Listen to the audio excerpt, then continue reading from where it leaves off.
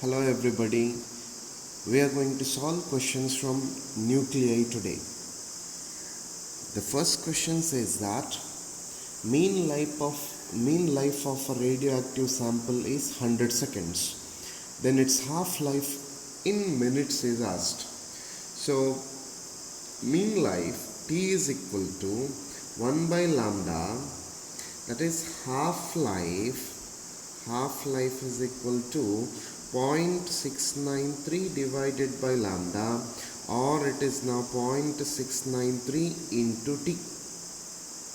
So I can write it as 0.693 into 100 divided by 60 because it is asked in terms of minutes. So it is now 1.155 minutes is the answer. So first question, option D is correct. Option D is correct. Second question, my dear students, it says that consider two nuclei of the same radioactive nuclide. One of the nuclei was created in the supernova explosion 5 billion years ago. The other was created in the nuclear reactor 5 minutes ago. The probability of decay during the next time is different for different nuclei. Nuclei created in explosion decays first. Nuclei created in the reactor decays first, independent of the time reaction. So radioactive decay is a statistical process which depends upon the instability of the particular radioisotope. But as far as two nuclei is concerned, one cannot predict anything. Statistical probability is applied to large number of nuclei. One cannot apply this to be an individual process. So we can directly predict that it is independent of time of creation. It is independent of time of creation. So for second question, option D is correct. It is different for each nuclei. So third question, activity of radioactive sample decays to 1/3 of its original value in 3 days. Then in 9 days its radioactivity will become. So for third question, just as the time required for activity to be reduced to half of the original value is called half-life. To be reduced to 1/3 of original activity, it can be called 1/3 life. So there is 2/3 life. The activity will be reduced to 1/9. That is now 1/3 square, which must be equal to 1/9. So option B is correct for third question.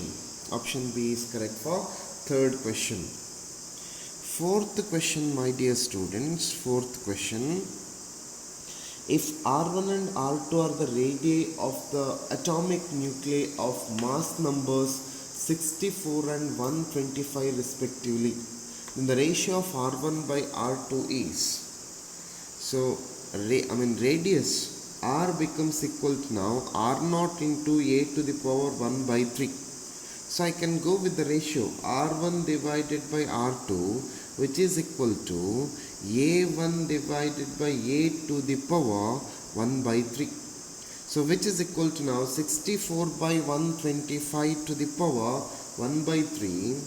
I can write this 64 as 4 cube divided by 5 cube to the power 1/3. So powers gets cancelled.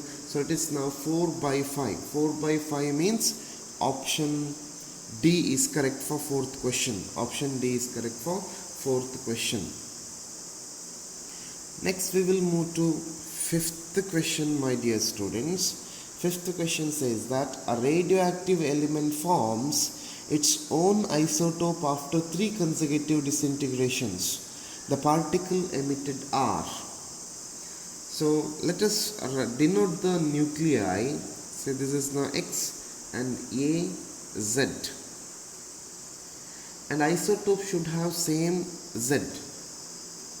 alpha particles, which is now having, it is helium having A as 4, Z as 2, and beta particle is now beta as A is equal to 0, Z is equal to 1. So emission of one alpha particle and the emission of two beta particle maintains same value of Z. Emission of one alpha particle and emission of two beta particle, that maintains Z is equal to same.